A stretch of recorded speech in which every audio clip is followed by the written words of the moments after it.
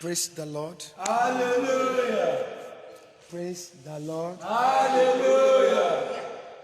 Fún Ọlọ́run tí ó yí padà. Láti ọjọ́ kìíní títí di òní ọjọ́ kẹtàdínlógún, from the first day to the 17th of August. Mo fẹ́ kọjá àjọ pariwo hallelujah mẹ́jọ. Oṣù kélòó la wà yìí? Oṣù kẹjọ. Hallelujah mẹ́jọ la máa jọ ké sí ọba àwọn ọba. Àádẹ́ tún jìjọ ké ògo mẹ́jọ, ìyún 8 hallelujah and 8 glory to the King of Kings. Ọlọ́run tó ń jẹ́ èmi ni má ṣe bẹ̀rù. Bẹ́ẹ̀ni, hallelujah mẹ́jọ sà, ògo mẹ́jọ mọ̀ fún ọba àwọn ọba. Àánú lájọ rí gbà wọn. Àánú lájọ ṣe kí ni sà? Àánú lájọ rí gbà. Bẹ́ẹ̀ni, Ọlọ́run tó jẹ́ kí ìmọ̀ta wa kó ṣẹlẹ̀ wá lórí. Pastor, God bless you, mommy and daddy that you are coming online. Mama Manewo Odige, God bless you, ma. Mommy Honorable Ashiwaju Omobonike, you are welcome, ma. God bless you, mommy. Ẹ jẹ́ àjọ pariwo hallelujah mẹ́jọ àti ògo mẹ́jọ. Pẹ̀lú ìdánilójú pé èmi àti ẹ̀yin a ó la ọdún ìjàláyà tàlàfíà. Bẹ́ẹ̀. Hallelujah mẹ́jọ àti ògo mẹ́jọ. 1, 2, 3 go. Hallelujah.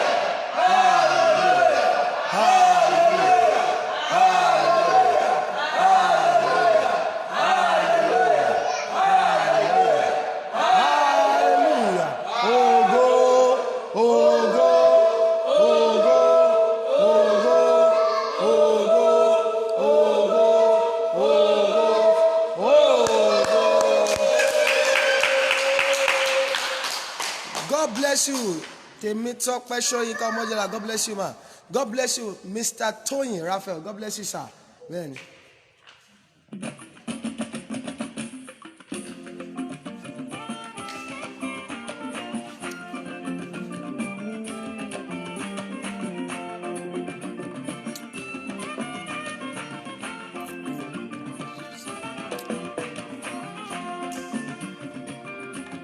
Ọlọ́run tó lànà síbi tí kò sí. Lànà fẹ́mi látòlú.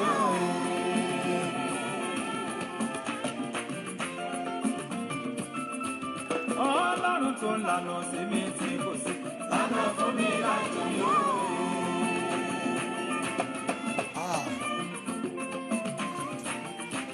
Ní ìdílé mi lànà kó ráyé lójú. Lànà fẹ́mi látòlú. God bless you. Akin fẹ́ràn mi. Látòlú òye. Ẹnìkan ṣàmì kóṣù yìí tó parí, Ọlọ́run máa lànà fún ẹ. God bless you, sir, Mr. Ogbebo. Babalọlá Olúṣeyẹ, you are welcome, sir.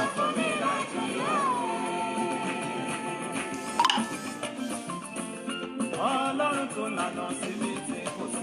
Lànà fún mi láti yọ.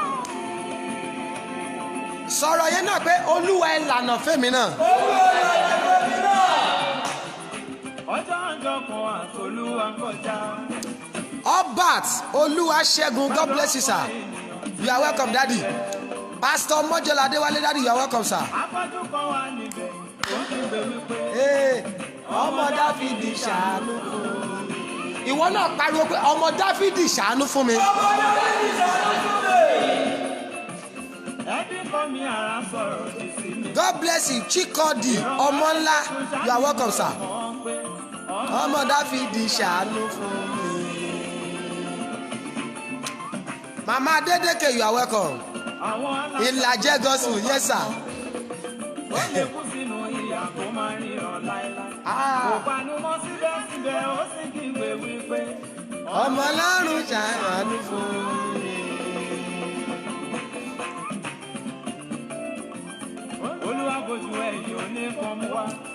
God bless you, sir. Lẹ́sẹ̀kẹsẹ̀ ó sì. Mr. Kehinde Oyebanjo, you are welcome, daddy. Panumọ́ síbẹ̀síbẹ̀ ó sì kígbe wípé. Ọmọ Ọlọ́run ṣàánú rẹ̀.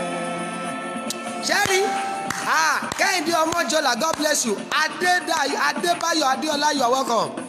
èmi tí bá wọn sọ̀rọ̀. ọjọ́ márùn-ún tó kù yìí I don't want you to miss this program. ojú pọ́n mi púpọ̀ púpọ̀ Bẹ́ẹ̀ni. nínú ìṣòro mi. ọjọ́ méjì ló kù èní àtọ̀la ló kù tá a máa ṣe nílé ọjọ́ mẹ́ta tó kù orí òkè là ń lọ I don't want you to miss it. bó o bá ṣàmì ọ̀nà tó dín mú ẹ ó yá kó bẹ̀rẹ̀ sí ní là.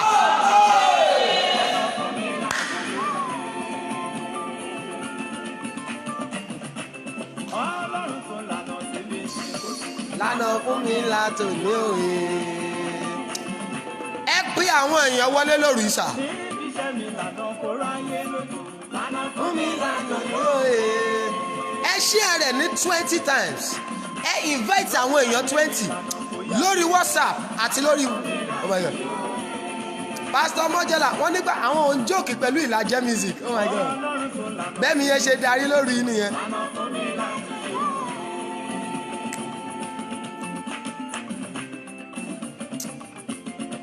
Orúkọ rẹ̀ ṣẹ̀rù sá. Ọlọ́run alágbára Agbára òun lè máa bẹ̀rù. yéé Ogun yé ń jà. nínú láyé mi forúkọ rẹ̀ ṣẹ̀rù. Wòlíì Olódùmarè Ṣẹ́gun Olúwa mọ̀ sí mo ṣì máa jù báyìí lọ. Bàbá ẹ jẹ́ a pàdé lórí òkè àánú lọ́sẹ̀ ìsà. Mímọ́ láyé ẹnìkan máa ṣàmì mo rán àṣẹ jáde ọwọ́ agbára máa ṣàmì sára rẹ. Mo ní ọwọ́ agbára Ọlọ́run ó máa ṣàmì sára rẹ.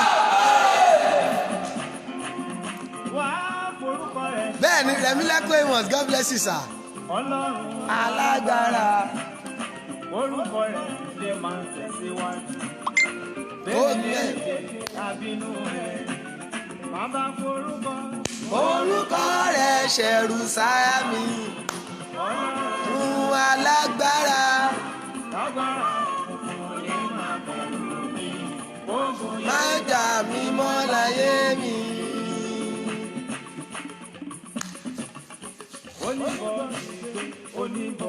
Oníbọ̀dègbé oníbọ̀dègbé oníbọ̀dègbé torí ìbọ̀dè ò yẹ mí kò yẹ ara ilé mi oníbọ̀dè. Debbie God bless you ma you are welcome. Oníbọ̀dègbé ìwọ náà pariwo ọ̀rọ̀ yẹn oníbọ̀dè gbẹ́rù ẹ. Àjàyí Olúwa kọ̀yà tèmi náà God bless you sir. Ọlásùnkànmí Awóyẹmí dáàdi you are welcome sir. Bẹ́ẹ̀ni oníbọ̀dègbé ẹlẹ́rù gbẹ́rù ẹ ẹ̀rù ẹkún ò yẹ mí ọfà ẹkún ò yẹ mí kò yẹ àwọn tó wà online kò yẹ gbogbo àwọn tó ń ṣí ẹ rẹ̀ kò yẹ àwọn tó ò ṣí ẹ rẹ̀. Ẹnìkan ṣàmì Dámilọ́lá Ajírọ́bà you are welcome.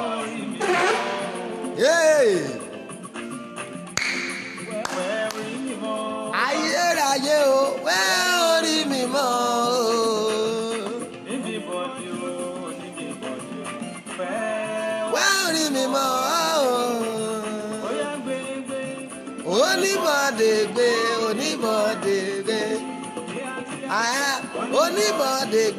oníbọ̀dègbé ìbọ̀dè ò yẹ mí ìbọ̀dè ò yẹ yín kò yára ilé wa oníbọ̀dègbé.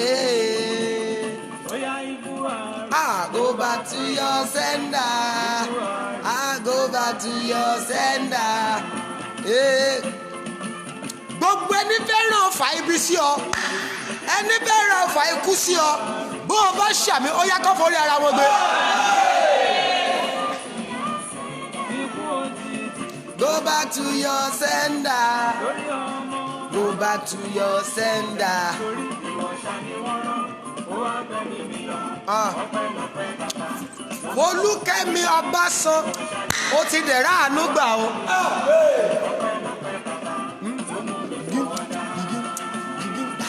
Adegold God bless you.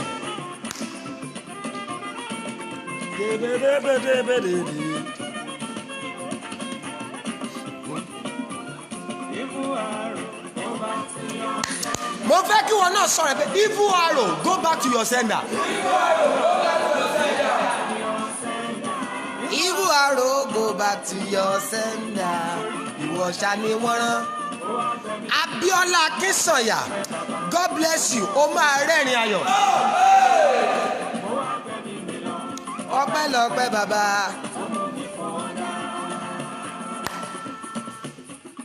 Oya, Ọlọ́run lẹ́sẹ̀kẹsẹ̀. Ọlọ́run lẹ́sẹ̀kẹsẹ̀ yémi. Ọlọ́run lẹ́sẹ̀kẹsẹ̀. Lẹ́sẹ̀kẹsẹ̀ ni bó o bá ṣàmì ogun ayé rẹ máa dàwátì. Lẹ́sẹ̀kẹsẹ̀ ọlá dàpọ̀ ṣádáre yọ àwọn kọ̀ọ̀sà. Mo fẹ́ bímọ lémọ Ọlọ́run lẹ́sẹ̀kẹsẹ̀. Ọlọ́run lẹ́sẹ̀kẹsẹ̀.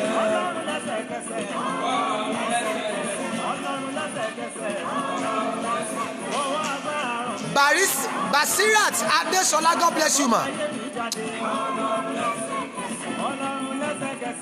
Ọlọ́run lẹ́sẹ̀kẹsẹ̀. Obat Ṣẹ́gun. Ìdè ọjà. Ìdè táyé fi di ayọ̀ mi ọjà. Ẹnìkan máa ṣàmì. Ìdè tó fi dé ilé ọmọ rẹ pé kó má bímọ. Ìdè tó fi dì ẹ́ pé kó má rọ́nà lọ. Bó o bá ṣàmì ìdè yẹn já lónìí. God bless you Mr. TJ Lawa. Mi ò tí ì rí birthday cake mi o. Owó ìdè. Ayọ̀ bá mi ṣàlàkọ́. God bless you. Ọjà ìdè táyé fi di ayọ̀ mi ọjà. Ìràwọ̀ kéékèèké ẹ̀tẹ̀ríba. Ìràwọ̀ kéékèèké ẹ̀tẹ̀ríba.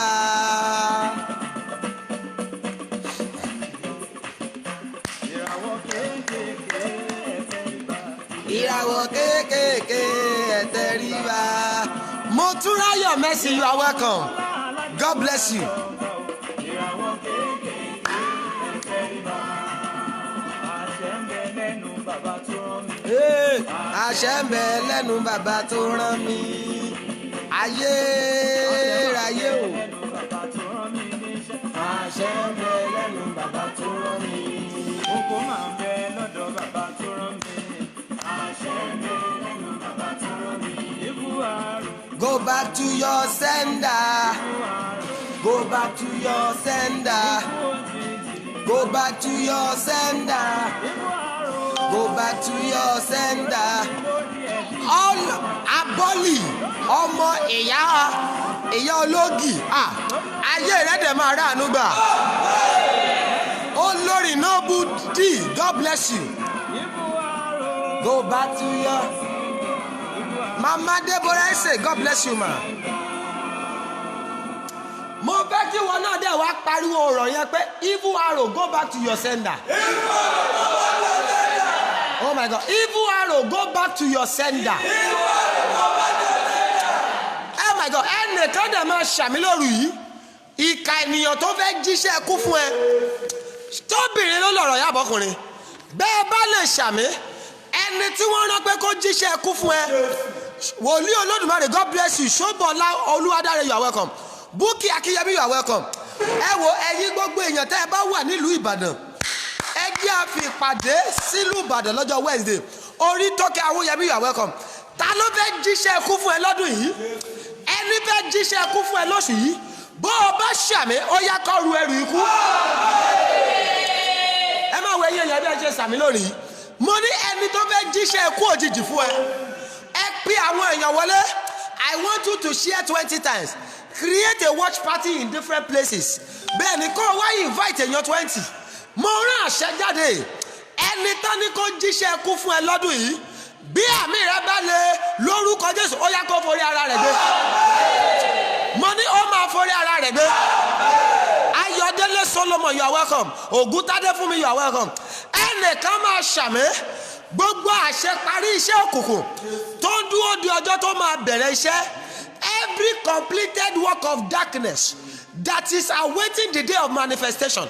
If your amen will roar like thunder, lórúkọ Jésù ọjọ́ yẹn yẹ̀ lónìí. Ṣé bó ṣe máa ṣàmì rè lórí ọmọ rẹ, lórí aya rẹ, lórí ọkọ rẹ, lórí ẹbí rẹ, lórúkọ Jésù ọjọ́ yẹn yẹ̀ lónìí. Adénúbí, you are welcome. Lórúkọ Jésù ọjọ́ náà yẹ̀ lónìí. Oh my God.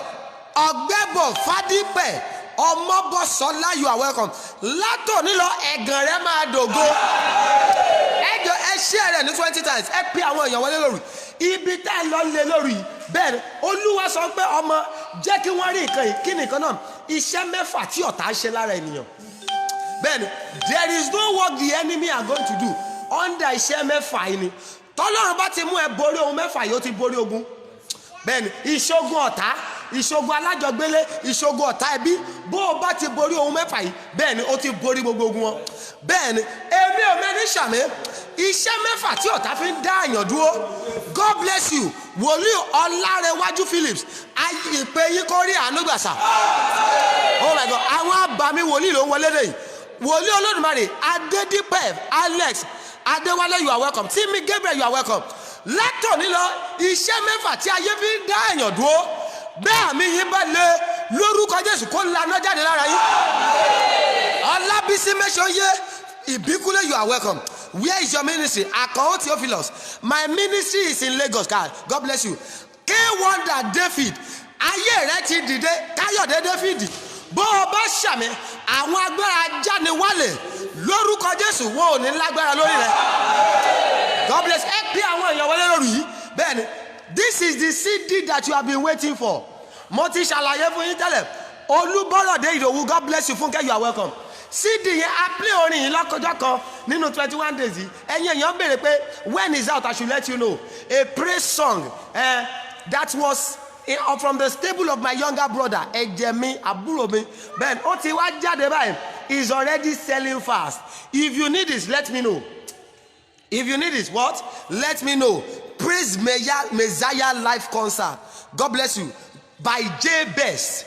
If you need it, let me know. Ben, CD yẹn ti wà ń ta, ìyìn ló wà nù ẹ̀. Kò sí bó ṣe máa gbọ́ ìyìn yẹn tó ní jó tí ẹkún ẹ̀ ò dẹ̀ ní tí ẹkún ẹ̀ ò dẹ̀ ní dayọ̀. Gbogbo ohun tó pa ẹ́ lẹ́kún màsà látòní lọ ó yẹ kó dẹ̀rín fún ọ. Ben, if you need it, let me know. You can just call me after the program, then I will let you know how you are going to get it. Ẹ̀yin tẹ́ ń ṣí ẹ program yìí là látòní lọ ọwọ́ tó dá yín dúró ọwọ́ yẹn kó gbẹ. Ṣé a máa gbàdúrà lórí? Ọlọ́run tí ò yí padà lórí ẹ gba ọpẹ́ wa. Tèmítọ́pẹ́ mi select. Joseph, God bless you. Ayé rẹ kó rà àdúgbà. Ẹ jẹ́ pé àwọn èèyàn wọlé lórí. Ṣé rí ọjọ́ márùn-ún Olúwa ló máa lágbára? Bẹ́ẹ̀ni, ìwọ ló gbọ́dọ̀ mí sí ẹ̀. Bẹ́ẹ̀ni, ẹ pé àwọn èèyàn wọlé sà. Ẹ pé àwọn èèyàn wọlé mà. Ọlọ́lúwa Arówójọbẹ̀, God bless you, you are welcome. Lónìí, bàbá gba ọpẹ́ wa. Ẹ̀ṣẹ̀ tó lè dá wa dúró tí ò ní jẹ́ kémi àtẹ̀yẹ èèyàn yóò rà ànúgbà lórí bàbá dáríjì wá. Mo ní lórí ẹ dáríjì wá. Ẹ pé àwọn èèyàn wọlé. I want you to share. Do me that favour. Just share 20 times. Invite 20 people. Create a watch party and let us begin to pray. God bless you, Wolisa. Olúbùnmọ̀ Tèmítọ́pẹ́, you are welcome. Ẹ jẹ́ gbàdúrà. Agbára tó tí màá fi ṣàṣeyọrí. Oh my God. Agbára tí màá fi ṣàṣeyọrí. Hello, mo máa sọ fún yín. The world does not want to recognize you when you are praying. They want to recognize you when something comes out of your life. Gbọ́ mi, nǹkan tó tayé rẹ jáde láyé fẹ́ rí. Wọn ò fẹ́ mọ̀ bóyá ọdún tó wọn ò fẹ́ mọ̀ iye ọdún tó ti ń gbàdúrà. Bẹ́ẹ̀ni, the world is not ready to know the years you have been praying. But they want God. Wọ́n fẹ́ wò pé láàrin ọdún kankan tó gbàdúrà nǹkan tí ayé rẹ sọ lélẹ́yìí. Wọn ò fẹ́ mọ iye ọdún tó ti ń gbàdúrà. Bó o bá fọdún mẹ́wàá gbàdúrà tí ayé rẹ ò kúrò lójú kan tó o pààrọ̀ aṣọ wọn nígbà ọ̀gbẹ́ni lọ́jọ́ kan àdúrà ò gbé ẹ́. Ẹnìkan ṣàmì iye àwọn alágbára tó dé àdúrà ò ní gbé ẹ́. Ogun tó sọ ẹ́ di aládùúwà sà mọ́mìdà ogun tó sọ yín di aládùúwà tí ò jẹ́ kó o jèrè àdúrà. Bí àmì rẹ bá le Okoji Ifeanyi Cynthia, you are welcome. Owolabi, you are welcome. Princess Christian Ogunmuyiwa, you are welcome. Ogun tó sọ gbogbo yìí di aládùúwà ṣá tó ní ẹ ò ní jèrè àdúrà láàrin ọjọ́ márùn-ún tó kù kí pàdé yìí parí bẹ́ẹ̀ bá ṣàmì ó laná jáde lára yìí. Oh my God, mo ní ogun yẹn laná jáde lára rẹ. Oh my God, Olúwa ni ayé àdúrà yẹn padà. Ẹ pe àwọn èèyàn wọlé. Share 20 times. Invite 20 people. Kí ni àdúrà tó Olúwa ní ẹ gbàdúrà? Olúwa kàn mí níbi tó ti lágbára. Oh my God, ọ̀rọ̀ yẹn ò yé yín. Olúwa ṣe kí ni sà? Ẹ kàn ayé ayé mi níbi tó ti lágbára. Hello, ẹgbọ́ arákùnrin yẹn Bíbélì pé alárùn ẹ̀gbà 38 years. Hello, ẹ má bínú ìlọléèwé ìlẹ̀ ẹ̀kọ́ Bíbélì ẹ̀mí mímọ́ ló kọ́ mi. Hello, ẹ má bínú ṣé alárùn ẹ̀gbà náà sọ arákùnrin yẹn? My God, ẹ ṣí bí? Ẹ mú ìrèké yín sí tòsí o. Ìwọ tó o bá ní ìrèké jọ mú ṣúgà rẹ sí tòsí. God bless you. Olúwa rántí Ṣókúnbí, ayé rẹ máa dayọ̀. Adédoyin Ṣubúlóye, you are welcome. Fámóyè Gúgàníyàtì, you are welcome. Ẹ jọ ṣé alárùn ẹ̀gbà náà sọ? Ẹ sí ń bí sà. Kì í ṣe alárùn ẹ̀gbà náà sọ. Ẹ pe àwọn èèyàn wọlé. Ṣùgbọ́n nígbà tí ogun dé, ogun pààrọ̀ orúkọ rẹ̀. Ẹ gbọ́ ni Bíbélì sọ kankan nípa mọ́mì wa kan. Anna là ń pe orúkọ ẹ̀. Wọ́n ní Olúwa àgàn ni nítorí Olúwa ṣe nínú. Àgàn kan ni wọ́n pè é, àgàn kan ni ìyá rẹ̀ sọ, ṣùgbọ́n orúkọ ogun pààrọ̀ orúkọ rẹ̀. Ó sọ di ogun yẹn làwọn orúkọ láyé fi mọ́. Oh my God, ogun sọ̀yà Mariam, God bless you mom, you are welcome. Ogun tó pààrọ̀ orúkọ rẹ̀. Ẹ̀yin èèyàn yẹn jẹ́ ṣàmì. Jésù ni mo pè, olùpilẹ̀ṣẹ̀ àti aláṣepé ìgbàgbọ́. Bẹ́ẹ̀ bá ṣàmì, ogun tó yí orúkọ rẹ̀ padà, tó sọ ẹ́ di aláṣetì. Ṣó rárá alẹ́ rẹ̀ àgàn ni? Ṣó rárá alẹ́ rẹ̀ kò aláìní ni? Ṣó rárá alẹ́ rẹ̀ àtọ́dún tó ti ń gbàdúrà bẹ́ẹ̀ náà láyé rẹ̀ wà lójú kan?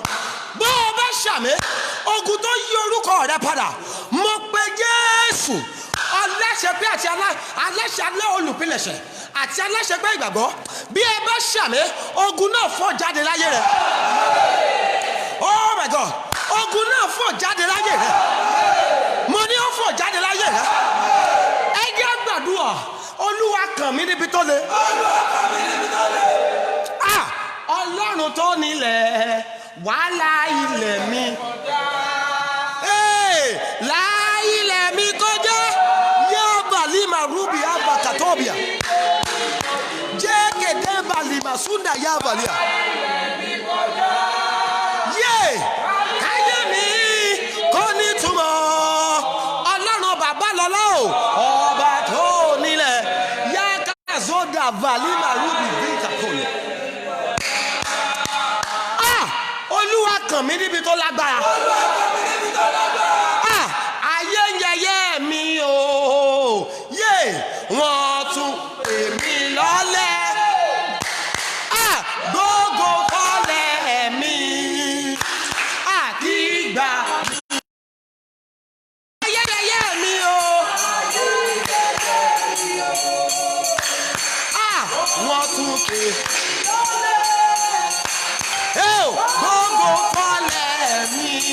Bàbá alágbára ìgbà mi kó tó lọ. Ọwọ́ rẹ ní méjì méjì sà. Ayé yẹ̀yẹ́ rẹ, wọ́n fẹ́ wo bí tó máa bá dé, wọ́n fẹ́ wo bí tó lé gbéga o. Ọlọ́run ẹ wá dìde. Ayé yẹ̀yẹ́ mi o, wọ́n tún pè mí lọ́lẹ̀. Ọba gbogbo kọ́lẹ̀ mi ìgbà mi kò ayẹyẹyẹ mi o. Á dà fún ẹ bó ṣe sọ̀rọ̀ yìí. Lọ́lẹ̀ gbogbo.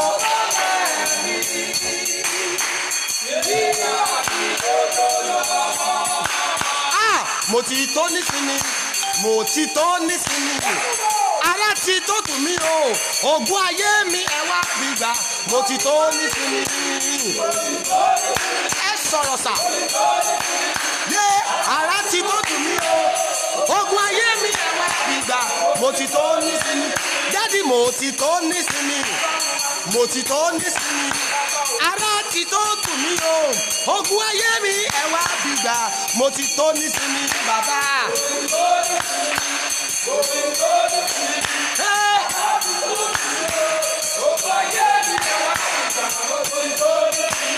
Oya bá mi gbẹ̀sẹ̀ lé, bá mi gbẹ̀sẹ̀ lé o, ogun ẹ̀sọ́ ní dèrò ẹ̀yìn, bá mi gbẹ̀sẹ̀ lé, bá mi gbẹ̀sẹ̀ lé, ogun ẹ̀sọ́ ní dèrò ẹ̀yìn. Mo fẹ́ kó o dẹ̀ kọ́ ní ẹgbẹ̀ta, ogun tó máa ń sọ̀yàn dèrò ẹ̀yìn àti lọ́kọ́ máa diṣẹ́. àti níyàwó máa díṣẹ́ o, àti bímọ rere máa díṣẹ́ o, àti ṣàṣeyọrí máa díṣẹ́ o. Wọ́n mọ̀ sà, bó o bá lè fomi ojú kọrin yẹn mo fẹ́ kó o kọrin yẹn sà. Mo ní bá mi gbẹ̀sẹ̀ lé, bá mi gbẹ̀sẹ̀ lé o, ogun á sọ ní dèrò ẹ̀yìn, bá mi gbẹ̀sẹ̀ lé. Bá mi gbẹ̀sẹ̀ lé, bá mi gbẹ̀sẹ̀ lé, ogun á sọ ní dèrò ẹ̀yìn, bá mi gbẹ̀sẹ̀ lé.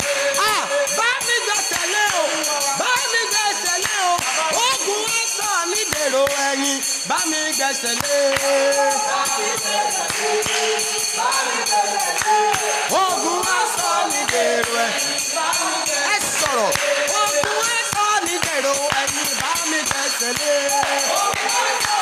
Ayérayé o, ogun á sọ ní dèrò ẹ̀yìn, bá mi gbẹ̀sẹ̀ lé.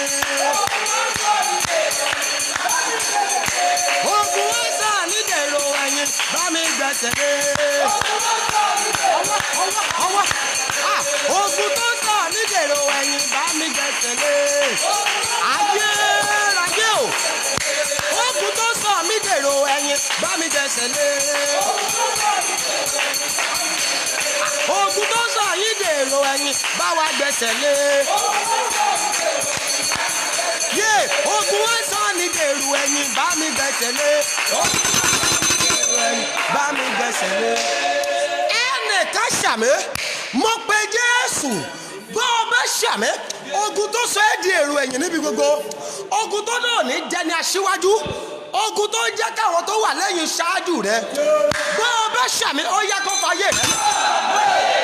Mo ní ogun yẹn fàyè rẹ lẹ̀, mo ní ogun yẹn fàyè rẹ lẹ̀, mo ní kó fàyè rẹ lẹ̀, mo ní ó ga fàyè rẹ lẹ̀, mo ní ó fàyè rẹ lẹ̀, mo ní ó fàyè rẹ lẹ̀.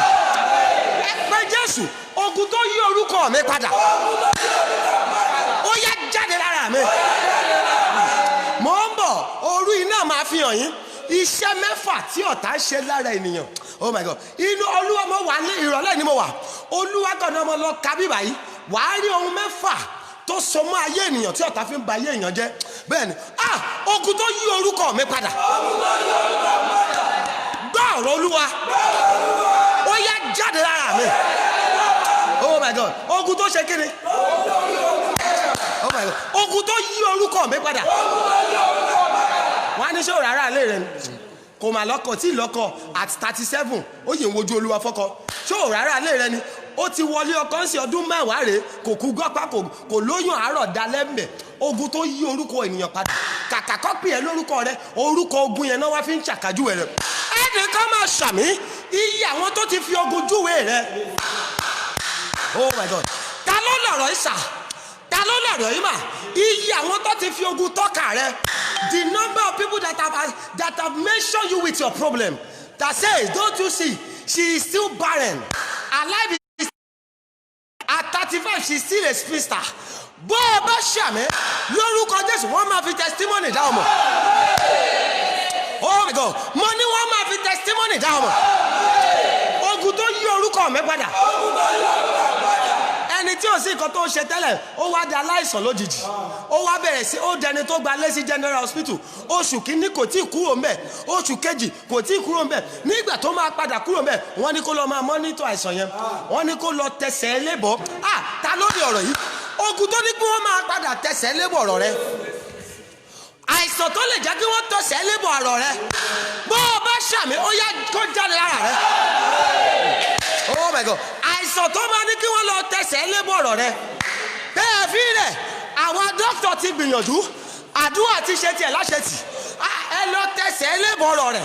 Bó o bá ṣàmì níbi gbogbo tó wà lára rẹ, ó yá kó lanà jáde. Mo ní kó lanà jáde, mo ní kó lanà jáde. Ogun wo ló yí orúkọ mi padà? Ó yá jáde lára mi, jáde lára mi, jáde lára mi, jáde lára mi. Ogun tó yí orúkọ mi padà. The battle that have changed my name, go out of my life. Jáde lára mi, jáde lára mi.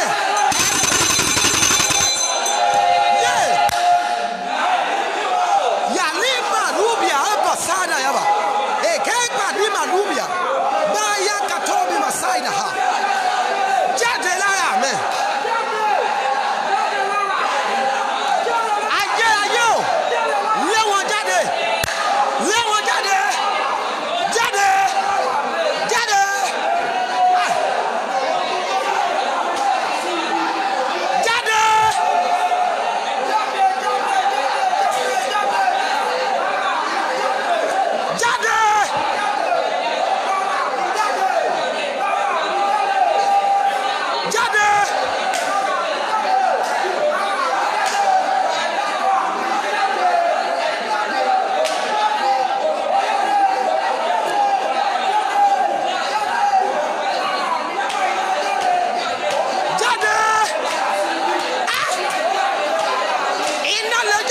ṣàmì. Yàtọ̀ tóbi za amadi marubia bó o bá ṣàmì sà ogun tó ṣèǹjì orúkọ rẹ ogun tó yí orúkọ rẹ padà tó sọ ẹ́ di àgàn tí gbogbo ayé dé ọmọ gẹ́gẹ́ bí àgàn ogun tó sọ ẹ́ di aláṣetì tó ní ẹfílẹ̀ kò sí iye owó tẹ́ ẹ kó lé lọ́wọ́ tó fi ṣe bísíǹsì àṣedànù náà ni bó o bá ṣàmì ó yẹ kó bá iná jáde lára ogun tí ó jẹ́ kí wọ́n mú ẹ gẹ́gẹ́ bí ológo ṣùgbọ́n tí ayé rí ẹ gẹ́gẹ́ bí olófo ènìyàn bó o bá ṣàmì tó dẹ̀ ń táìpù àmì yìí tó ń ṣí ẹ rẹ̀ ní 20 times lónìí ó yẹ kó fàyè rẹ mo ní kó fàyè rẹ mo ní kó fàyè rẹ mo ní kó fàyè rẹ ẹgbẹ́ kí ni sí àkọ́kọ́ inú ìwé mímọ́ lọ́lọ́run mímí lọ sà according to the book of Exodus chapter 15 bẹ́ẹ̀ ni kí n tó ka ọ̀rọ̀ yìí ẹjọ́ ẹjẹ́ gbàdúrà tí mò ń gbọ́ yìí ẹ pé Jésù Olúwa fi wọ́n ṣòfò iye àwọn tó ń bá mi túká bí mo ṣe ń kojọ ẹ̀yin èèyàn yóò sí mi sà ẹ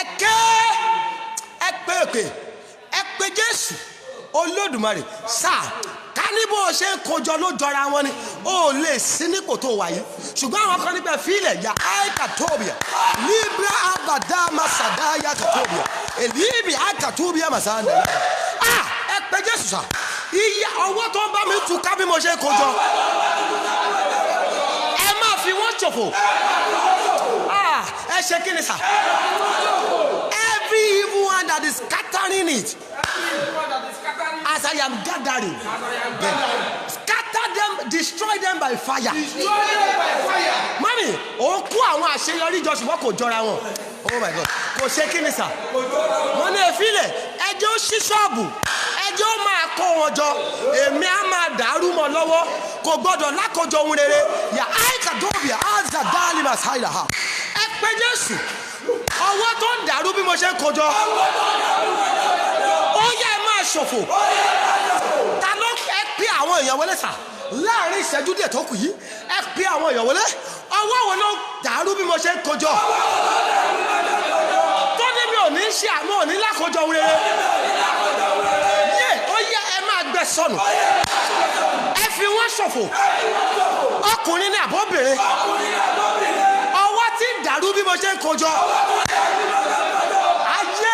ayé o ó yẹ fi wọ́n ṣòfò fi wọ́n ṣòfò ó tí ẹ lè sọ̀rọ̀.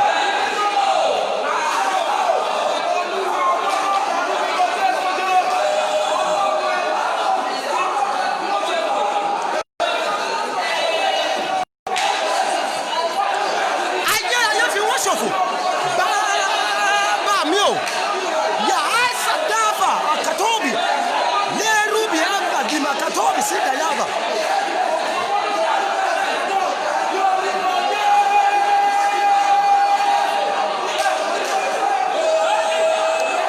fi wọ́n ṣòfò dànù.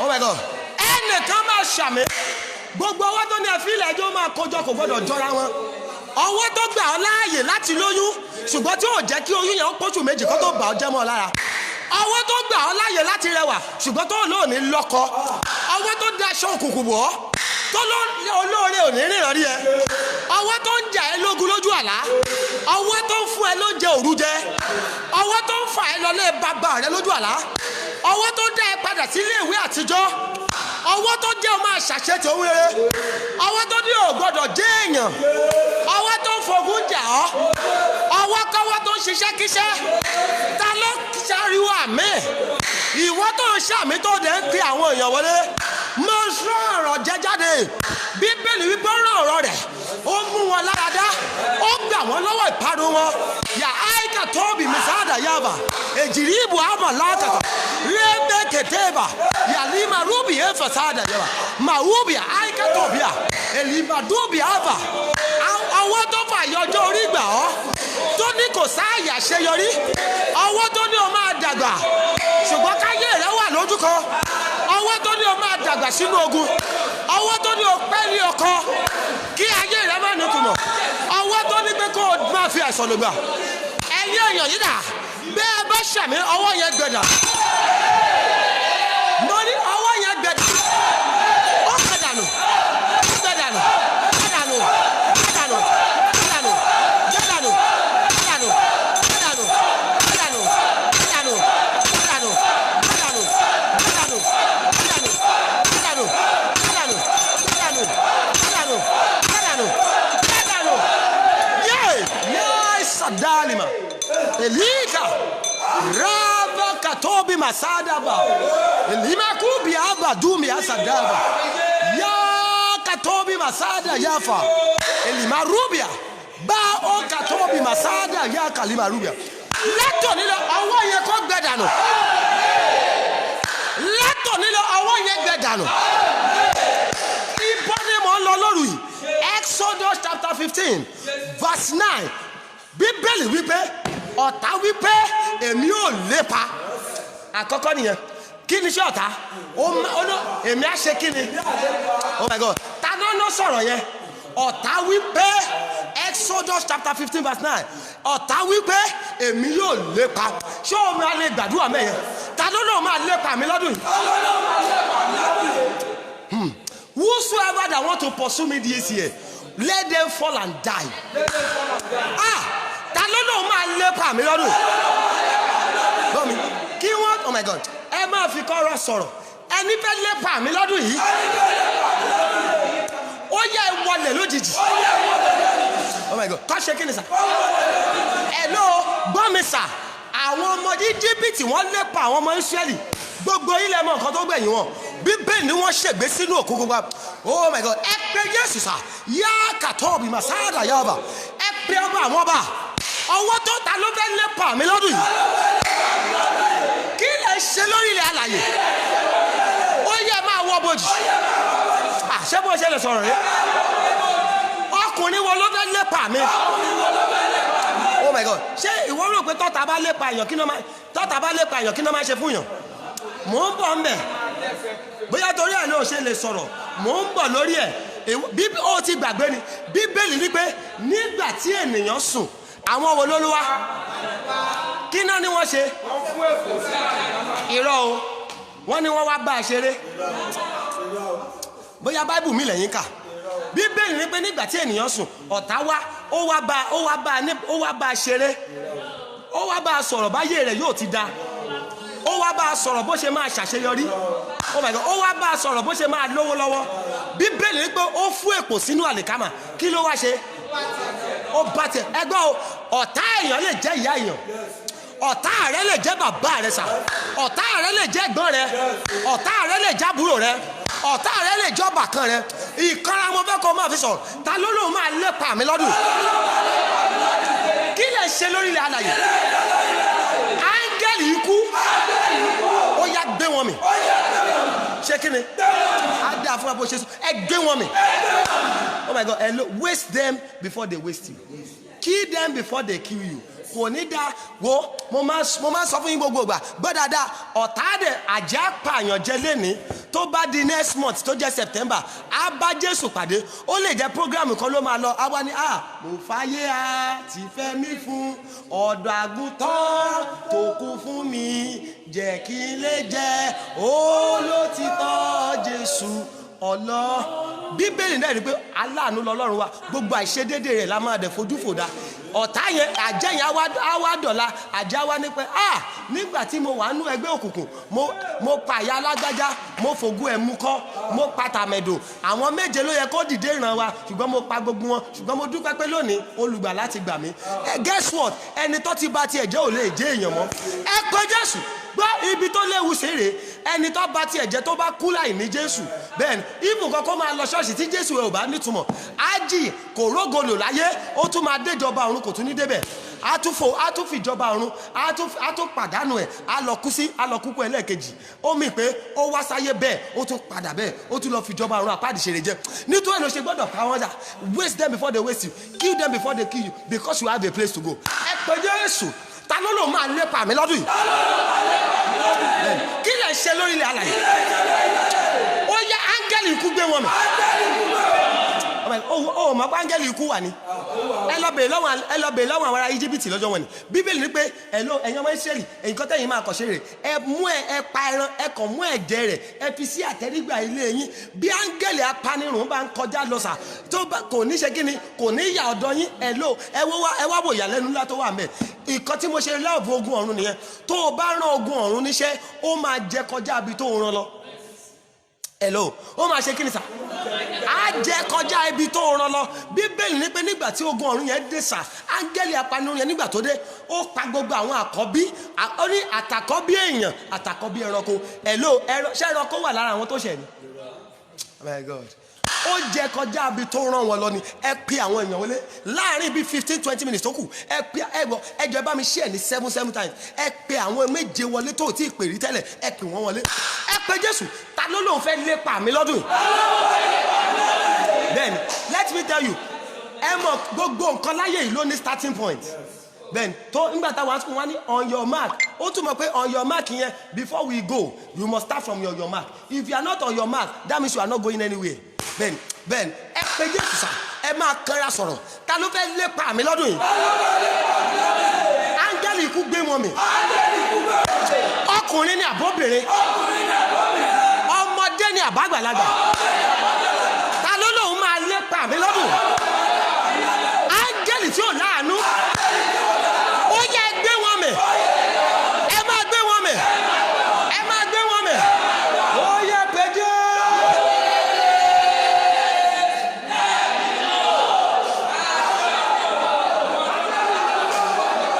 Begin to swallow them up. Whosoever that want to pursue me this year.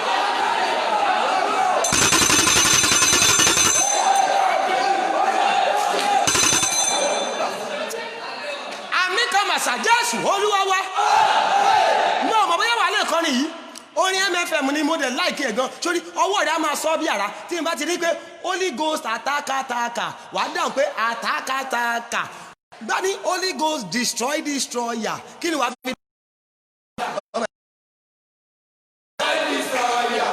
Gbani Holy Ghost àtàkàtàkà ńkọ́. Ọwọ́ rẹ̀ wá máa sọ bí àrá. Holy Ghost àtàkàtàkà. Holy Ghost àtàkàtàkà. Holy Ghost destroyer. Holy Ghost destroyer. Holy Ghost àtàkàtàkà. Holy Ghost destroyer. Holy Ghost àtàkàtàkà. Holy Ghost destroyer. Holy Ghost destroyer. Holy Ghost àtàkàtàkà. Holy Ghost àtàkàtàkà. Holy Ghost destroyer. Holy Ghost destroyer. Holy Ghost àtàkàtàkà. Holy Ghost destroyer. Holy Ghost destroyer. Holy Ghost àtàkàtàkà. Holy Ghost destroyer. Holy Ghost destroyer. Holy Ghost destroyer. Holy Ghost àtàkàtàkà. Holy Ghost destroyer. Holy Ghost destroyer. Holy Ghost àtàkàtàkà. Holy Ghost destroyer. Ẹnìkan ṣàmì iye àwọn tó fẹ́ lé ọlọ́dún yìí bí àmì rẹ bá lè àrà pa wọ́n lójijì. Oh my God. Oh my God. Ẹ ṣe àmì bẹ́ẹ̀ Bíbélì ni pé àmì ni dáhùn àdúrà lẹ́yìn àmì gbọ́dọ̀ farahàn. Mo rán àṣẹ jáde sá. Bẹ́ẹ̀ bá ṣàmì whosoever that want to pursue you this year, every wicked man or woman that want to pursue you this year, if your amen roar like thunder, I prophesy, God will shoot them with the arrow of sudden death in Jesus' name. Money of ikú máa bà wọ́n. Oh my God, are you ready tonight? Ẹ pé Jésù. Kí ni ohun ìkejì? Number 1, ọ̀tá wípé èmi yóò lépa wọn. Number 2, èmi yóò bá wọn. Oh my God, èmi á ṣe kí ni? Báwo? Oh my God, kò yé yín. Èmi yóò bá wọn. Ọ̀tá wípé ẹ̀lú ẹ fún wọn lẹ̀, èmi á lépa wọn. Number 1 nìyẹn. Ẹni tó dẹ̀ ti ń lépa ńkọ́, ó wá wò pé bí n bá lé kì í ṣe pé mo fẹ́ lépa wọn for fun. It's not mo ò ní relay tí mo fẹ́ sá. Ọ̀tá ò fẹ́ ṣe exercise. Oh my God, kì í ṣe pé ó fẹ́ ṣe kí ni? Ọ̀tá ò sọ pé òun fẹ́ ṣe exercise. Ó ní determination kó tó kúrò ní sport tó wà. Ó ní determination sà. Ẹgbẹ́ ọ̀tá ní determination kó tó torí rẹ̀ lọ lé aláwo. Ẹni tó torí mi gbàdúrà òdì. Ẹni tó torí mi relé aláwo. wá kiri. Ẹ̀mí mímọ́ sọ wọ́n sínú ìdè. Let me tell you, your enemy has a determination. Ipò tó fẹ́ kó wà náà ló wà yìí o. Kò fẹ́ kó rọ́mọ bí má gbàgbé òde wáyé ò tí ì rọ́mọ yẹ bí. Kò fẹ́ kó lọ́kọ nítorí ẹ̀ ló ṣe lọ́kọ. Kò fẹ́ kó ayé rẹ lójú tì í má gbàgbé torí ẹ̀ ló ṣe struggle. Nítorí mo yẹ bẹ́ẹ̀ ó ní pẹ́ fi wọ́n lẹ̀ máa lépa wọn. Lẹ́yìn tó bá lé wa wọn tán ó ní èmi á bá wọn. Ọ̀tá wo ló ti rí mi mú? Ọ̀tá wo ló ti rí mi mú? Oh my God, ta ló sọ̀rọ̀ yìí báyìí? Ọ̀tá wo ló ti rí mi mú? Tí wọn ò bá rí ẹ mú ó yẹ kárí rẹ ti gbádùn jù báyìí lọ. Ó yẹ kó o ti dáwọ́ ọmọ bíbí dúró má gbàgbé ó ṣe ń wojú Olúwa fún wọn.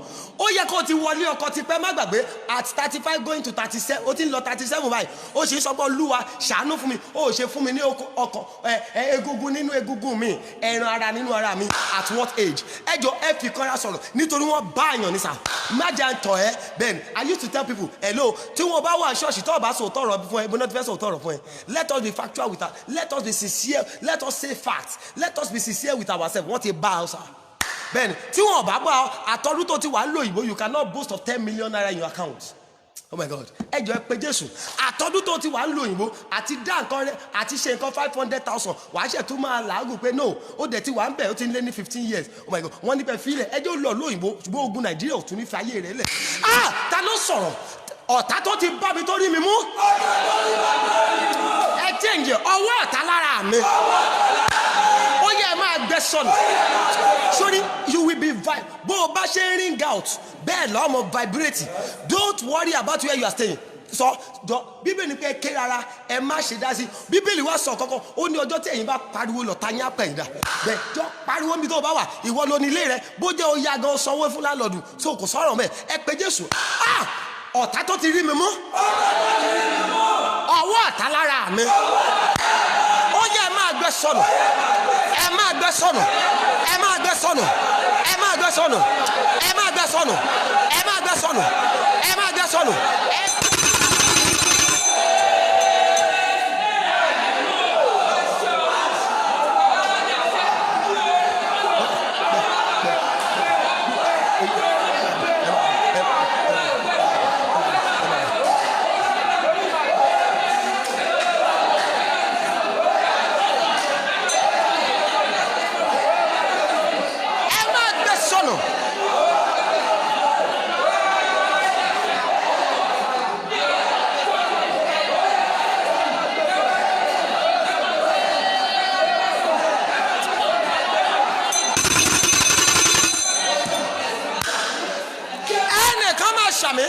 Gbogbo ẹ̀yin tẹ́ wà online tẹ́ ń táìpù àmì ìdá tẹ́ ẹ̀ dẹ̀ ń pè àwọn èèyàn wọlé àtẹ̀yin tẹ́ ẹ̀ pè èèyàn wọlé àtẹ̀yin tẹ́ wà níbà ọwọ́ ọ̀tá lára wa ó yẹ kó gbẹ dànù.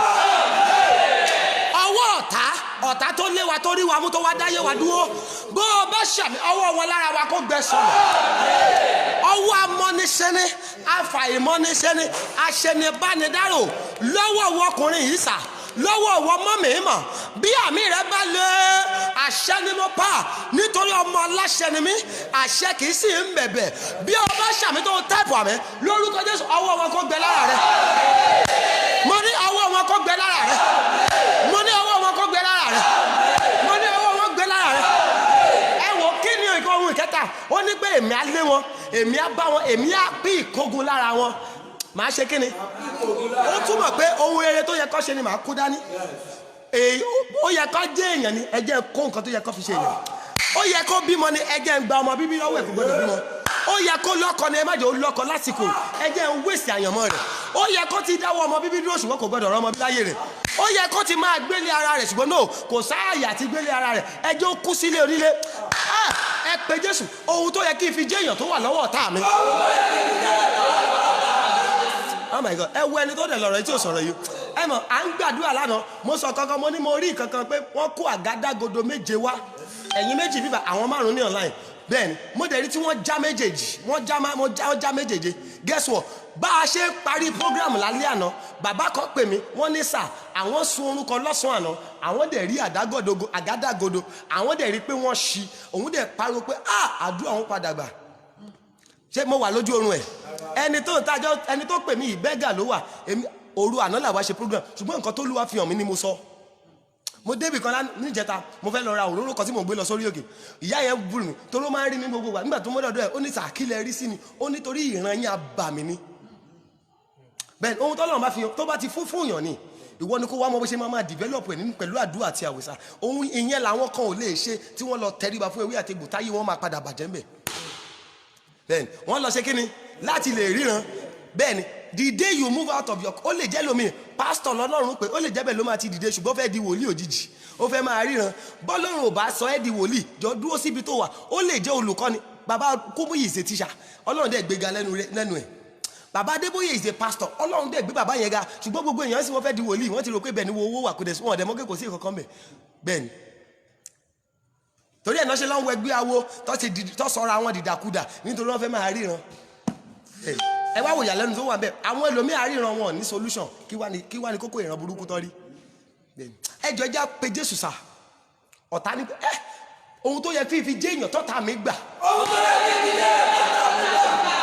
ó ní pé èmi á pín ìkógun lára wọn bẹ́ẹ̀ ó ti pín ìkógun lára rẹ sà mọ́mì má jẹ́ tán ẹ ìyá Blessing ó ti pín ìkógun lára rẹ ohun tó yẹ kó fi jẹ́ èèyàn wà lọ́wọ́ wọn náà àtọ́dún tó ti ń ṣiṣẹ́ kí lè rè àtọ́dún tó ti wà ń lo òyìnbó kí ló mú jáde bẹ́ẹ̀ ẹ pé Jésù the what you are supposed to become use to become someone in life it is in the hand of your enemy wọn kò kẹ́ fílẹ̀ ẹ má pa ṣùgbọ́n àṣeyọrí ní kẹgbà lọ́wọ́ ẹ ẹ má disturb ẹ ẹ jẹ́ kó ṣe wedding tó lágbára ẹ jẹ́ kó ná 10 million lórí wedding ṣùgbọ́n kò gbọdọ̀ bímọ ọmọ ẹ ní ìdá tí yọ lẹ́nu ẹ fi ọkọ yẹn lẹ̀ ẹ má disturb ẹ ẹ jẹ́ kó níyàwó ṣùgbọ́n ìyàwó rẹ̀ ló máa bọ àtijọ́ máa nira fún ẹ má ní lára ẹ jẹ́ kó fine lóbìnrin ẹ jẹ́ kó set á ní figure 8 á ní gbogbo figure ṣùgbọ́n ẹni tí ò ní figure tó máa lọ́kọ jù lọ oh my God ó máa ṣe kí ni sà ó máa lọ́kọ òun tó ní figure 8 tó rẹwà tó lówó lọ́wọ́ á dẹ̀ wọ́kọ tí kò rọ́kọ wọ́n ti ohun tó yẹ kó fi dé èèyàn lọ́gbà lọ́wọ́ rẹ̀ ẹ máa pe Jésù sà ohun tó yẹ kí fi dé èèyàn tó wà lọ́wọ́ ọ̀tá mi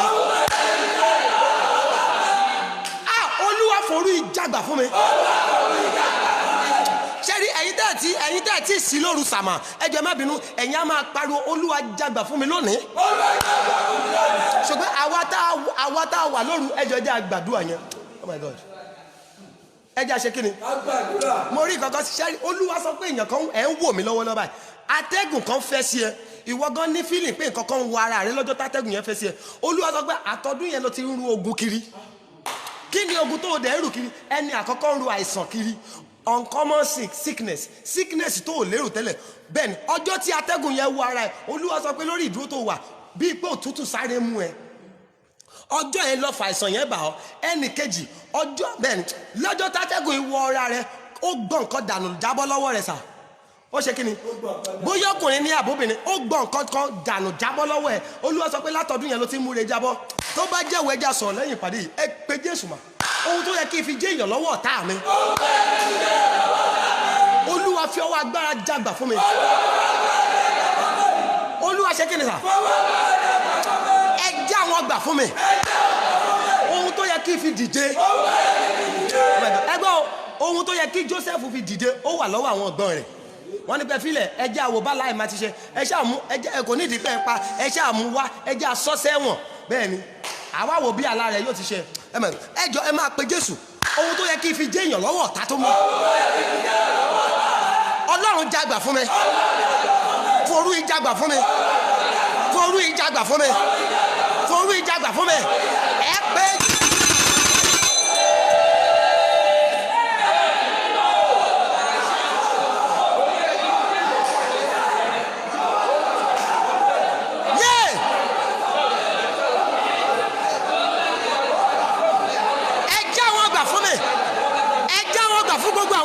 Me online ohun tó yẹ kẹ́ fi jẹ́ èèyàn everything the enemy have taken away from you everyone watching me online right now and those that will be watching later I prophesy begin to receive them back in the name of Jesus ọmọ tó yẹ kó o ti bí ọkọ tó yẹ kó o ti ní ìyàwó tó yẹ kó o ti ní àṣeyọrí tó yẹ kó o ti ní tó wà lọ́wọ́ ọ̀tá rẹ ẹ̀mí mímọ́ dá padà ó yẹ máa gbà á ṣé wàá náà sọ̀rọ̀ yìí sọ wípé mo gbà á padà ẹ pé àwọn èèyàn wọlé o sọ wípé mo gbà á padà mo gbà ṣeyọrí mi mo gbà ọkọ mi padà mo gbà aya mi padà mo gbà àwọn ọmọ mi padà mo gbà ìdìde mi padà mo gbà àṣeyọrí mi padà mo gbà ọmọ tó yẹ kí n bí padà ọkọ tó yẹ kí n fẹ́ mo gbà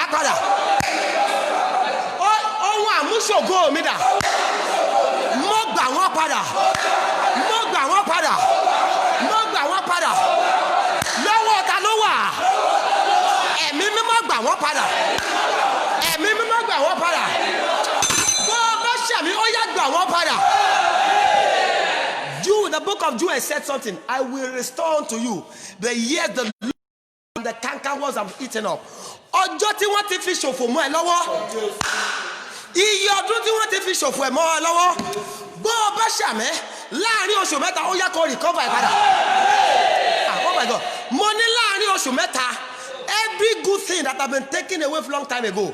The number of years the enemy have wasted in your hand. If your amen roar like thunder, within now and 3 months, they are restored in double fold in the name of Jesus Christ. Ọjọ́ tí ń lọ, Exodus chapter 15 verse 9 ni mò ń kà fún yín. Ọ̀tá wípé èmi yóò lépa wọn. Number 2, ó ní èmi yóò bá wọn. Number 3, èmi yóò pé ìmú lára wọn. Ó ní number 4, èmi yóò tẹ́ ìfẹ́kúfẹ́ mi lára wọn. Màá ṣe kí ni? Màá tẹ́ ìfẹ́kúfẹ́ mi. I will satisfy my will. I will satisfy my desire. Ẹ jọ̀ọ́ ẹ máa pariwo. Ta ló tẹ́ ìfẹ́kúfẹ́ rẹ̀ lára mi? Olúwa mú wọn so. Hello, ṣé wọn tẹ́ ìfẹ́kúfẹ́ lára Joseph? Ìfẹ́kúfẹ́ wọn ni pé ẹjẹ́ apá. Tó bá yẹ má ti ẹ̀jẹ̀ apá mọ́. Ẹjẹ́ aràn lọ sóko ẹ̀wọ̀n. Àwa wò bá lára rẹ̀ tó ṣe kò lọ sẹ́wọ̀n. Ṣé ó lọ sẹ́wọ̀n àbí kò lọ sẹ́wọ̀n? Ó padà lọ sẹ́wọ̀n sà. Ó ṣe kí ni? Ẹjọ́ ṣé wọn tẹ́fẹ̀kúfẹ́ lára Samsoni ni? Ti Samsoni yẹn ló tiẹ̀ le jù. Ṣebí Joseph padà rógolo, wọ́n bá yé Samsoni jẹ́ pẹ̀yìn ni. Wọ́n tẹ́fẹ̀kúfẹ́ lára rẹ̀, wọ́n pa Samsoni wá ní pé Olúwa fóun lágbára ẹ̀kẹyìn kóun lè kú pẹ̀lú ọ̀tá. Àwọn Filistini bá yé ẹ̀jẹ̀ sà. Mo fẹ́ kó máa ké sà. Ẹgbọ́ wọ́n tẹ́fẹ̀kúfẹ́ lára Nábótì. Oh my God, ẹ pé Jésù mọ́mì àti dáàdì. Ta ló ti tẹ́fẹ̀kúfẹ́ rẹ̀ lára mi? Oh my God, ẹ má jẹ́ sọ pé ta ló lóun fẹ́ tẹ́ wọ́n ti tẹ́fẹ̀ wọn. Ìfẹ́ wọn ni pé kó já láìsàn, ó ti da láìsàn lónìí báyìí. Àìsàn yẹn ló ń mọ́nítọ̀ báyìí. Ìfẹ́ wọn ni pé kó má lọ́kọ lórí, má gbàgbé kò sọ́kọ ó sí lọ́dọ̀ ọkọ báyìí. Ìfẹ́ wọn ni pé fẹ́ filẹ̀ ẹ jẹ́ ká yẹ ẹ wá lójú kan kò gbọ́dọ̀ níyàwó. Ìfẹ́ wọn ni pé filẹ̀ kò gbọ́dọ̀ bímọ ẹ jẹ́ ó lọ ilé ọkọ ṣùgbọ́n kó má bímọ mẹ́. Tó ṣe ìfẹ́ wọn ni pé kó kójọ kìwọ́ kí kankan má dúró lọ́wọ́ rẹ̀. Ìfẹ́ wọn ni pé ẹ filẹ̀ ẹ jẹ́ kó sí ṣọ́ọ̀bù láàrin oṣù mẹ́ta ṣọ́ọ̀bù ti padà dáwóró. Ẹ filẹ̀ ẹ jẹ́ kó lọ lóyìnbó ṣùgbọ́n kò ní yàtọ̀ sígbà tó wà Nàìjíríà. Wọ́n ti tẹ́fẹ̀ wọn lára rẹ̀. Ìwọ ni kò ní kọ́lọ́run bà ìfẹ́ yẹn jẹ́. Gbogbo ẹni tó tẹ́fẹ̀ rẹ̀ lára mi. Ẹ pé èèyàn wọlé. Ó kù bí 9 ti lù ṣùgbọ́n ẹ fún ẹjọ́ má bínú ẹ kọ fún mi níbi ìṣẹ́jú 5 àti 10 sí.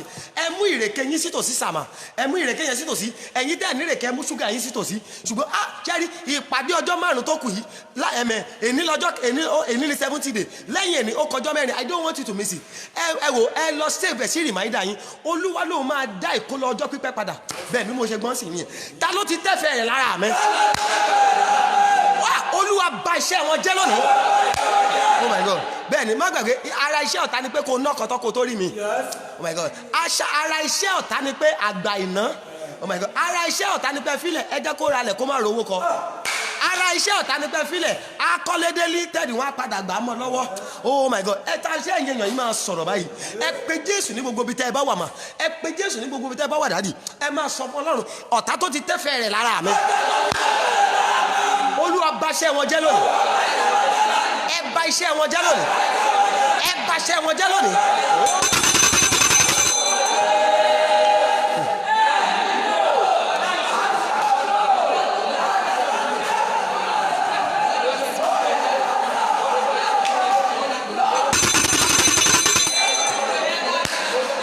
Ẹ ṣí àmì o, iye àwọn tó ti tẹ́fẹ̀ẹ́ wọn lára rẹ bó o bá ṣàmì ẹ̀mí mímọ́ bàjẹ́. Mo ní ẹ̀mí mímọ́ bàjẹ́. Mo ní ẹ̀mí mímọ́ bàjẹ́ lónìí. As you are watching, you can go and subscribe to our YouTube page at Prophet Joshua Oni. Subscribe to the YouTube page. Wàá rí àwọn past program wà ń bẹ̀ on the 1 láti bẹ̀rẹ̀ program eléyìí. Wàá rí àwọn program ọ̀pọ̀lọpọ̀ tá a tọ́lọ́run ti tọwọ́ wa ṣe ń bẹ̀ tó dẹ̀ ṣiṣẹ́ ìyanu títí lónìí. Subscribe to the YouTube page and go and begin to watch those programs. O lè follow wa lórí Facebook page tó wà yìí. Bẹ́ẹ̀ni o lè subscribe sí. Bẹ́ẹ̀ni kí ni nǹkan ìkarùn-ún ẹgbẹ́ o ọ̀tá wípé èmi á fa idà mi yọ. Oh my God. Èmi á ṣe kí ni? Èmi á fa idà mi yọ. Hello. Èmi á ṣe kí ni? Èmi á fa idà mi yọ. Dàyọ kí ni wọ́n máa fi dà ṣe? Oh my God. ọjọ́ ti lọ sir. Please, your number. I will give her my number in the next few minutes, sir. Mommy, I will give it. I will bring it out in the next few minutes. Èmi á find am yọ ọjọ́ ti lọ ẹjẹ́ sọ ìkẹfà. Bẹ́ẹ̀ wọ́n tá bá dẹ̀ ti fàdà yọ wọ́n fẹ́ bayé èèyàn jẹ́. Ẹni fàdà rẹ̀ yọ láti bayé rẹ̀ jẹ́. Bó o bá ṣàmì idà rẹ̀ kó pa. Bẹ́ẹ̀ ni àwọn Yorùbá ní pé idà ń sọ̀rọ̀. Idà àwọn nípa àwọn Yorùbá ló sọ́sà bẹ́ẹ̀ ni kì í ṣe ògèdè wọ́n ní ọwọ́ tí ọ̀gẹ̀dẹ̀ bá gbé ìwọ náà lọ́wọ́ ọ̀gẹ̀dẹ̀ ọwọ́ rẹ̀ tó bá wá lẹ́ẹ̀kan kí ló máa ṣe ògèdè ní àbọ̀rọ̀ Yorùbá ọ̀rọ̀ Yorùbá ni sà gbogbo ẹni fẹ́ gbé ọwọ́ ibi sí ẹ gbogbo ẹni fa ọwọ́ rẹ̀ jáde láti jà ẹ́ lógun bó o bá ṣàmì ó yá kó ṣe ara mo ní ó yá kó ṣe ara mo ní kó ṣe. Please, after the program, that is where you can call. MIT pè wá nsìn. After the program, I want you to call. Torí phone ta fi ṣe program náà lẹ fẹ́ pè sí. Tẹ́ bá dẹ̀ ti pè program yẹn máa cut. So after the program, please you can call. Kí ni ohun ìkẹfà? Ó ní pé èmi á fa ìdà mi yọ. Number 6, ọwọ́ mi ni yóò pa wọ́n run. Ọwọ́ mi á ṣe kí ni? Yóò pa wọ́n run. Ẹ sà ẹni tó bá dẹ̀ ti parun kọ́ kò sí ìran rere fún mọ́. Ẹ pe Jésù. Ta ló lòun máa pa mí tògótògó? Ta ló lòun máa pa mí tògótògó? Ẹ gbọ́ àdúrà kan tó kù nìyẹn o ẹ pe àwọn ẹ ṣí ẹ̀rẹ̀ nígbà mẹ́ta tó kù yìí kí n gbàdúrà sí ìrèké wa àti prayer request wa bẹ́ẹ̀ ta ló lóun á pa mí tògótògó wọ́n pa Samsoni tògótògó ẹ gbọ́ wọ́n pa Nábótì tògótògó Ọlọ́run ò mà gbé níjà ẹ jọ my God ẹ pe Jésù ta ló fẹ́ fòpin sẹ́mi mi lójijì ó yẹ ẹrù ikú yẹn. Whosoever that want to terminate my life suddenly, oh yeah, begin to carry the load of death. Ẹ máa ru ẹrù ikú náà. Ta ló fẹ́ pa ọmọ mi lójijì? Sórí abiyamọ tó ti lọ́mọ ọmọ, ta ló fẹ́ pa àwọn ọmọ mi lójijì? Ta ló fẹ́ fi ikú pa aya mi? Ta ló fẹ́ pa ọkọ mi? Ta ló fẹ́ sọ àrídùnnú mi dàrí sọkún? Ó yá ẹrù ikú.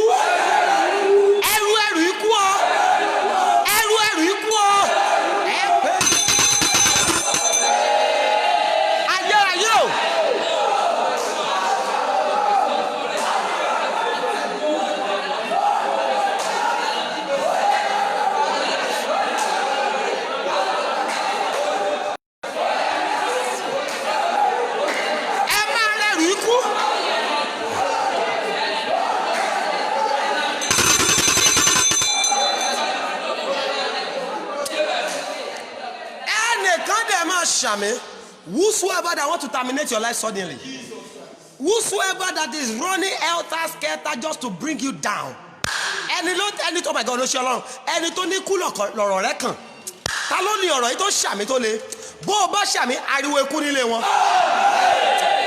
má ṣe àmì bí ẹni tó ṣe oh my God gbogbo ẹni tó sọ pé ikú lọ̀rọ̀ rẹ kàn bó o bá ṣàmì lórúkọ Jésù ariwo ikú kó ta nílé wọn. Mo ní ariwo ikú kó ta nílé wọn. Whosoever that want you dead. Ẹni tó náà fi ilẹ̀ ẹjẹ́ àfikún pa ẹjẹ́ àfikún ba ìlérí Ọlọ́run jẹ́ láyé rẹ̀. Gbogbo ẹni tó dìde ogun sí ọ. Gbogbo ẹni tó náà fi ilẹ̀ ikú lọ̀rọ̀ rẹ̀ gbà. Bí àbá pa ọ̀rọ̀ rẹ̀ ẹjẹ́ àmú kúrò lórí ilẹ̀ alààyè. Ìgbà yẹn nínú wa máa dùn.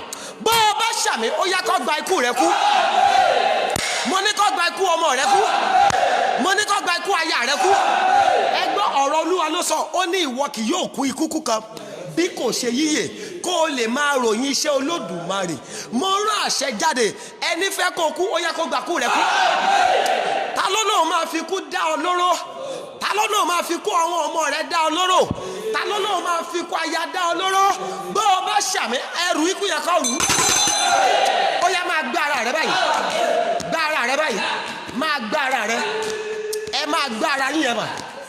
Ọfà ikú lára rẹ àmì ló fẹ́ ṣe ọfà ikú lára rẹ mo rán àṣẹ jáde máa gbá ara yẹn láti rorí dé àtẹ́lẹsẹ̀ ọfà ikú tá a tọ́jú pamọ́ sí ẹ lára mo pe Jésù Olódùmarè ọba abánimúlẹ̀ mọ̀mọ́ dání ọfà ikú tó wà lára rẹ ọfà ikú tó bá oúnjẹ ojú oorun wọ lára rẹ ọfà ikú tó ti wọ ara rẹ pẹ̀lú oúnjẹ ojú oorun ọfà ikú lára rẹ lára aya lára àwọn ọmọ rẹ bó o bá ṣàmì ó yẹ kó lànà jáde oh my God ọfà ikú tán ní kó máa pa é díẹ̀díẹ̀ ṣé orí ara yẹn gbára yìí àṣẹ àti kọ́ wípé àyà yóò pa àyìn àlejò ẹ má ẹ̀rù bójó sájáde níbi kọ́nà fi yín mo rán àṣẹ yẹn jáde báyìí ọlọ́run àwọn bàbá mi ni mo pè ọlọ́run 1930 ni mo pè ọlọ́run Babalọ́lá ni mo pè ọfà ikú lára rẹ ọfà àìsàn lára rẹ ọfà diabetes ọfà cancer ọfà coronavirus ọfà hypertension ọfà stroke ọfà ikú òjijì èyí tí wọ́n tọ́jú pamọ́ sí ẹ lára tó ti níjọ́ tó máa bẹ̀rẹ̀ iṣẹ́ ẹ̀yin èèyàn yìí dà bó o bá ṣàmì ó yá iná gbé jáde jáde mo ní kó jáde jáde jáde jáde jáde jáde jáde jáde jáde jáde lára rẹ jáde jáde jáde jáde lórúkọ Jésù jáde jáde jáde jáde jáde jáde jáde ó ní kúkú òjijì ọfà apanimá pariwo every arrow of silent killers in your body by the power that raised Jesus Christ from the dead as you shout the loudest amen it is cast away it is terminated by fire in the name of Jesus Christ.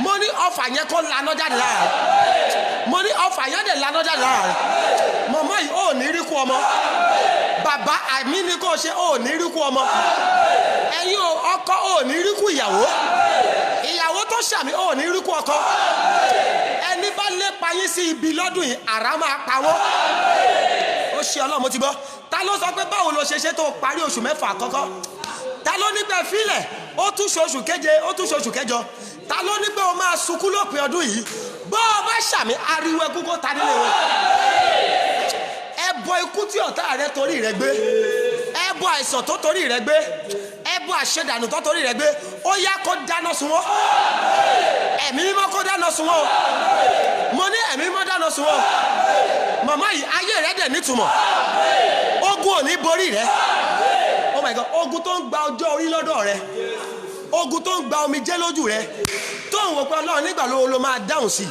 bó Ọlọ́run kó ti ọ́ di testimony ok ẹni tó ti fi ẹ̀gàn júwe rẹ oṣù yìí kó tó parí wọ́n máa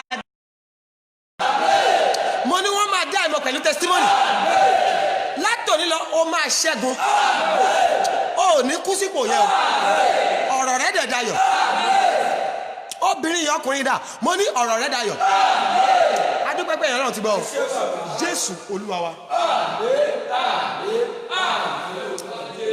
ẹ nà ìrèké yín sókè dìmú kó máa fọwọ́ kan táìpù tó bá ń táìpù ẹ nà ìrèké yín sókè Olúwa ta ló ní pé ìgbà tí ayọ̀ mi bá jáde lòun fẹ́ mú mi kú o Olúwa jẹ́ kó kú dípò mi kọ́kọ́ ṣe kí ni Olúwa ta ló ní nígbà tí ayọ̀ mi bá jáde làwọn máa mú ayé mi kú o Olúwa ẹ tì wọ́n síbòjì Bíbélì ní pé ẹ ó fi ẹ̀mí ẹlòmíràn rọ́pò tiwa lolúwa wí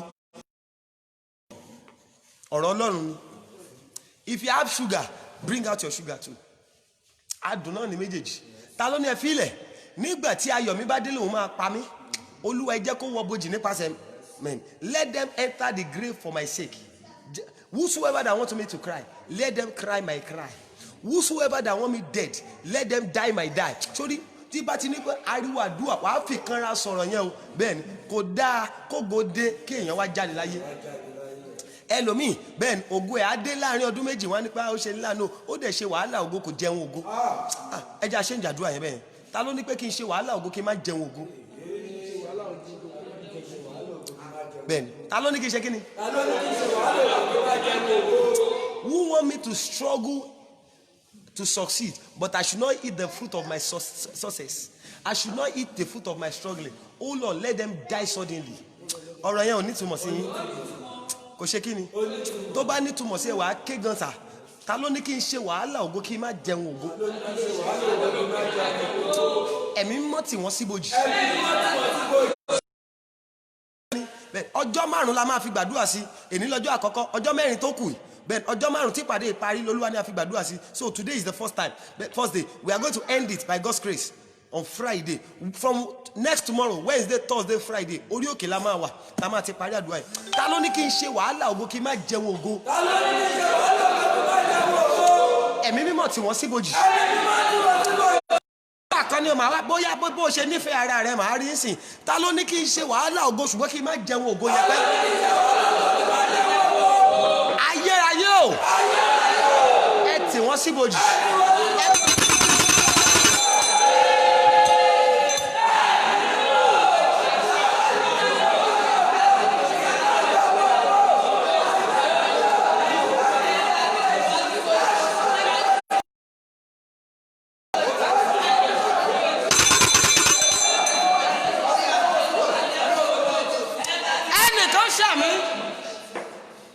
Agbára tó ní ẹ filẹ̀ ẹ fún láàyè kó ṣe wàhálà ṣùgbọ́n kò gbọ́dọ̀ jèrè wàhálà rẹ̀. Bó o bá ṣàmì agbára yẹn laná sórí.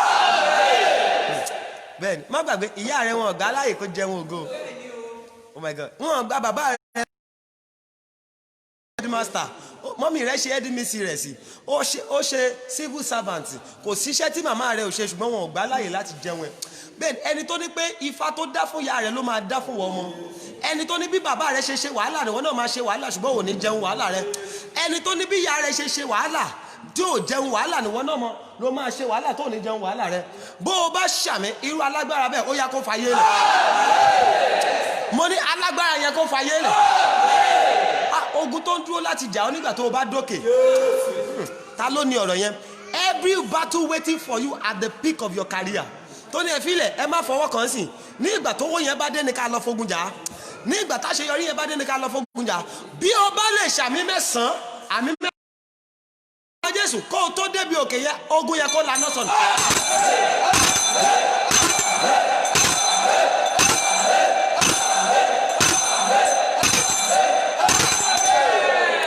Ó dẹ̀ máa ní testimony kò yí padà. Jésù Olúwa wa.